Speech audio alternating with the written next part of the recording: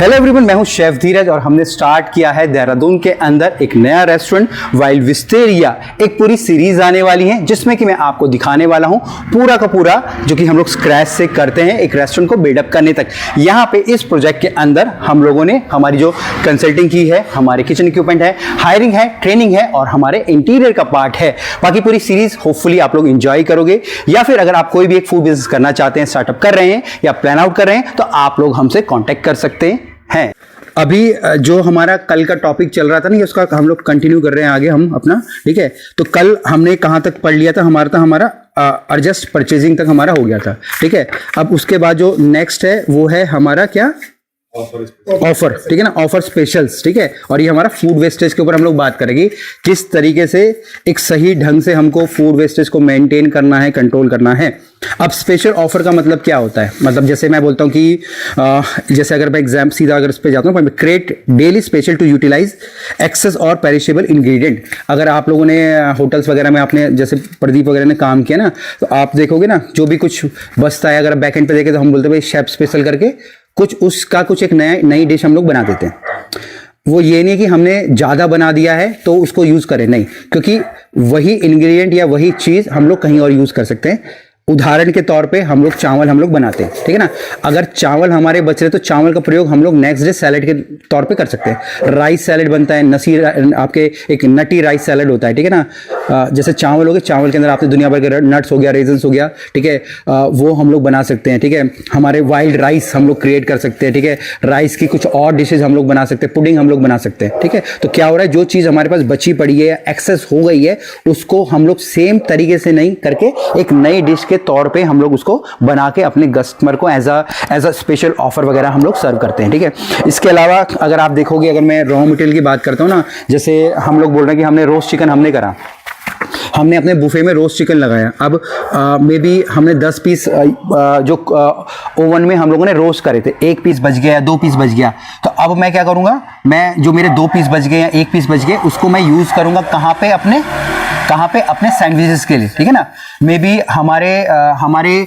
Kitchen के अंदर या हमारी पेंट्री के अंदर कोई ऐसी डिश नहीं है जहाँ पे हम लोग रोस्ट चिकन यूज करें, तो वहाँ पे मैं कोई स्पेशल मे बी चिकन जंगली सैंडविच या रोस्टेड चिकन सैंडविच, ठीक है, जो मेरे मेन्यू में नहीं है, उस चीज को यूज करके मैं एक स्पेशल डिश को मैं बनाऊंगा और उसको एज अ स्पेशल मैं सर्व करूंगा।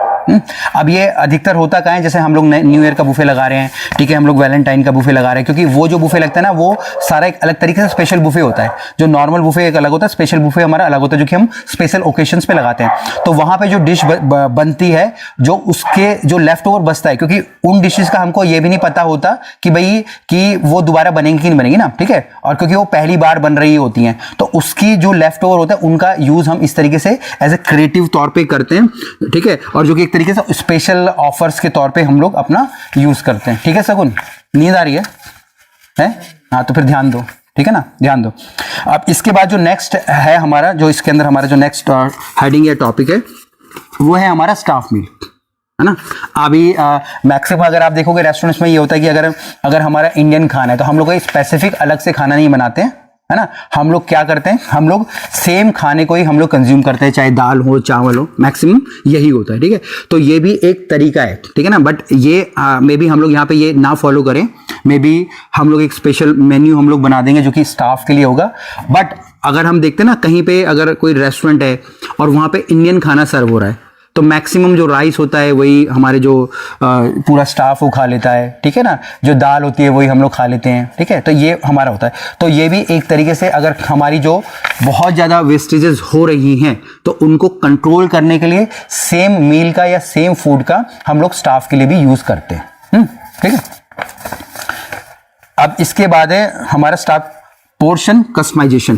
ठीक है ना, अब हमारे जैसे मैंने आपको जैसे कल हमारी जो ट्रेनिंग चल रही थी ना, उस पर हम लोगों ने क्या बात करी थी कि हम लोग अपने पोर्शंस को लिख के रखेंगे। ठीक है, मेरे को 200 ग्राम देना है, 150 ग्राम देना है, संजीव वो पूरा आप लोगों को गाइड करेगा, ठीक है ना, एक प्रॉपर एक्सेल शीट बना के वहाँ पे आप लोगों को लगाएंगे। अब उसके बाद भी अगर जैसे मैं कहीं खाना खाने जाता हूँ ना, तो मैं ज़्यादा नहीं खा सकता हूँ, ठीक है, तो आप लोग भी जाके बोल सकते हो कहीं पे भी मुझे कम पोर्शन दे दो, ठीक है ना, मे बी वो पैसा तो उतना ही चार्ज करेंगे, ठीक है, बट क्या होगा, जो खाना है वो वेस्ट होने से बच जाएगा। है ना।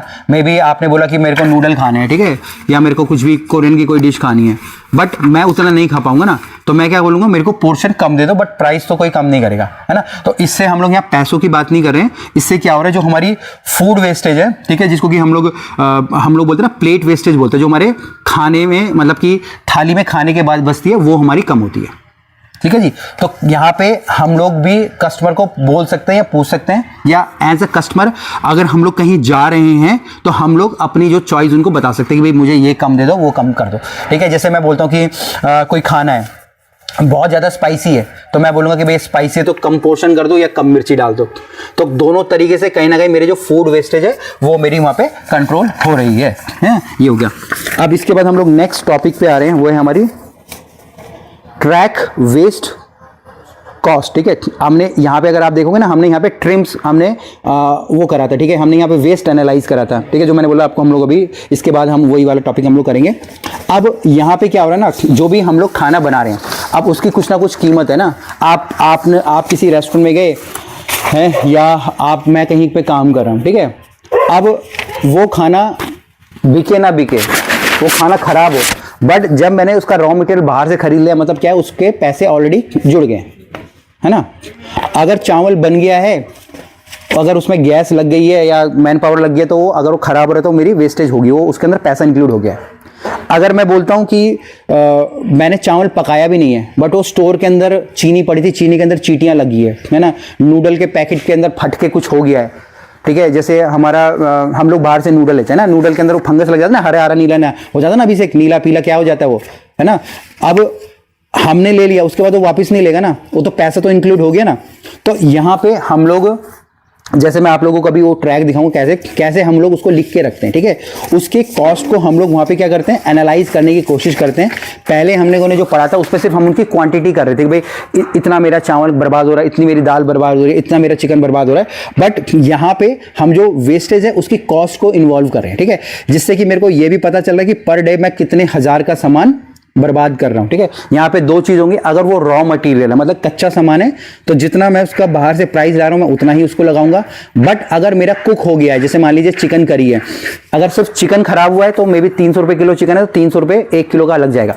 बट अगर मेरा वो चिकन पकने के बाद मैं फेंक रहा हूं, कुछ भी हो रहा है, तो वहां पे जो पर पोर्शन में भी 300 रुपए का होगा ना, 300 रुपए में बताऊं कि सिर्फ मैं 250 ग्राम दे रहा हूं, तो 250 ग्राम के 300 रुपए लगेंगे, क्योंकि उसके अंदर आपकी पूरी की पूरी मैन पावर भी इन्वॉल्व हो गई है, आपके पूरे रॉ मटेरियल भी इन्वॉल्व हो गया है, ठीक है, आपकी इलेक्ट्रिसिटी हो गया, पानी का बिल, बिजली का बिल, रेंट वेंट सब उसके अंदर इंक्लूड हो गया, ठीक है जी। तो यहाँ पे क्या था मेरे ट्रैक वेस्ट कॉस्ट, ठीक है जी। अब इसके बाद यहाँ पे क्या है चौथा, इसके बाद जो नेक्स्ट है वो है मेरे यहाँ पे इंप्लीमेंट टेक्नोलॉजी। टेक्नोलॉजी से क्या मतलब है, टेक्नोलॉजी से क्या मतलब बताइए आप लोग।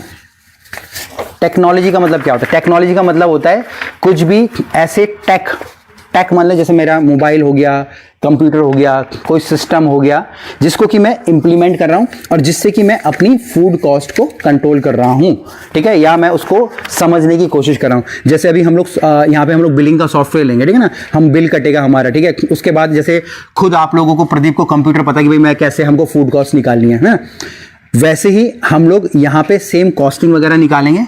तो हम लोग एक तरीके से टेक का यूज कर रहे हैं वहां पे ना। अभी बहुत सारे ऐसे सॉफ्टवेयर होते हैं, ठीक है ना, अब वो सॉफ्टवेयर इसलिए इस्तेमाल करे जाते हैं क्योंकि वो ऑलरेडी, अभी जैसे फॉर एग्जांपल के लिए मैं फेसबुक यूज कर रहा हूं, मैं कुछ भी यूज कर रहा हूं ना, अब फेसबुक क्या है, एक तरीके से क्या है, टेक ही है, टेक्नोलॉजी है, ठीक है। मैं यूट्यूब कर रहा हूं तो ये भी एक टेक्नोलॉजी है।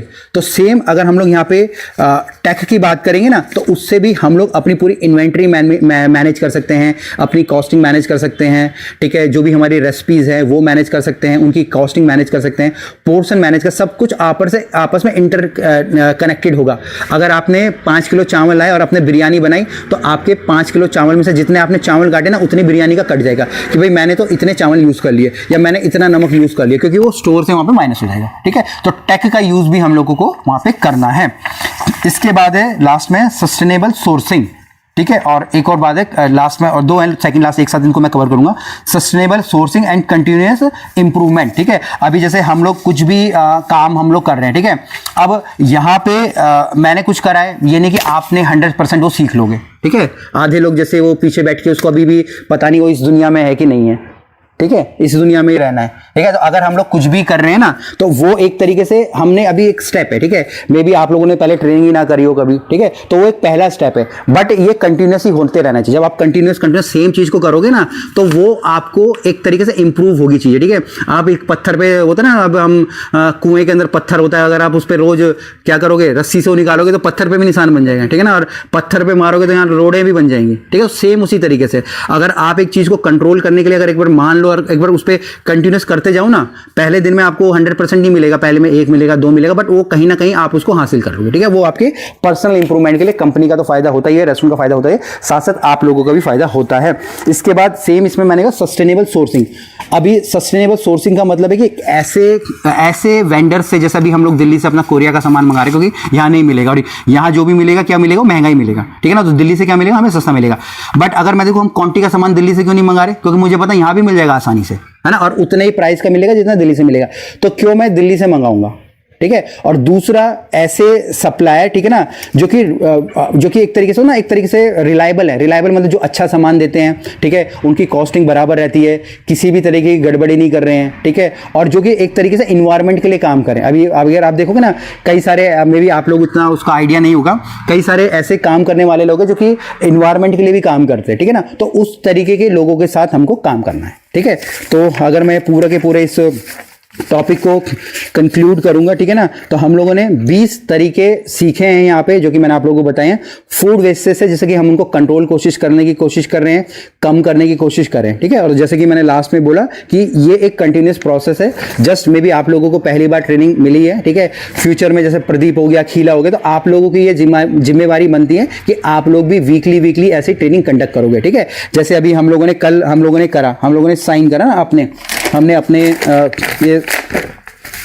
हमने जो ट्रेनिंग करी, हमने साइन करा, तो आप लोगों को भी ऐसे फॉर्मेट्स आप लोगों को ऑलरेडी दे रखे ना, ऐसे फॉर्मेट्स होंगे जिसमें आप लोग ट्रेनिंग करोगे और उसमें साइन करोगे, ठीक है। और ये एक तरीके से मैंडेटरी हमारे लिए है, ठीक है। होपफुली आप लोग जो वीडियो देख रहे हैं, आप लोगों को भी फूड वेस्टेज के बारे में काफ़ी चीज़ें पता चल गई होंगी। बाकी आप लोग भी इन वीडियोस के माध्यम से अपने जो एम्प्लॉयज़ को और ज़्यादा ट्रेन कर सकते हैं, या फिर अगर आप चाहते हैं आप लोग हमसे कनेक्ट करें अपने किसी फूड बिजनेस के लिए, आप लोग भी हमसे कंसल्ट कर सकते हैं। हमारे जो नंबर्स हैं आपको स्क्रीन पर या फिर जो डिस्क्रिप्शन में मिल जाएंगे। धन्यवाद।